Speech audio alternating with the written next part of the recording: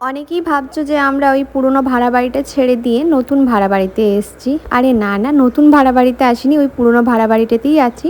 Just ভাড়া বাড়িটাকে একটু সুন্দর করে সাজিয়ে নিয়েছি, তাই তোমাদের একটু আলাদা রকম লাগছে, আর কিছুই না। ঘরে মাঝে মাঝে না পরিবর্তন দরকার পড়ে, তো আমি ওই পরিবর্তনটুকুই করেছি। আর আজকে না সন্ধ্যে দিক করে দাদা এসেছিলো বাড়িতে, মানে প্রত্যেকটা ছুটির দিনকেই ও আসে, যে সপ্তাহে একটা করে ছুটি পায়। একবার করে অর্কর সাথে দেখা করে যায়, আমার সাথে একটু দেখা করে যায়। আর এদিকে ভাতের মধ্যে আলু সেদ্ধ করতে দিয়ে দিলাম, রাতে এই ডিম বানাবো। আর একটু বেশি করেই বানাচ্ছি, কালকে সকালটা যাতে হয়ে যায়। কাল সকালে আমার একটা ব্লাড টেস্ট আছে, তো রান্নাঘরে আর ঢুকবো না, সেই কারণেই রাতের বেলাতেই রান্নাটা, মানে ঝোলটা, ডিমের ঝোলটা সেরে রাখছি।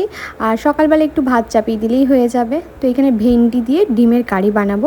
ভেন্ডি দিয়ে ডিম, মাছ, এই কারিগুলো খুব ভালো হয়। আলুটা সেদ্ধ হয়ে গেছে, তাই আলুটাকে নামিয়ে আমার যে ওষুধটা ছিল সেই ওষুধটা খেতে ভুলে গেছিলাম টাইমে, তো সেই ওষুধটাও খেয়ে নিলাম। আর এদিকে আমার ডিমের ঝোলও রেডি, ভাতটাও রেডি হয়ে গেছে। কালকে আবার সকাল সকাল উঠতে হবে, টেস্টগুলো আছে সেই জন্য। আর আজকে প্রচণ্ড কারেন্ট অফ হচ্ছে।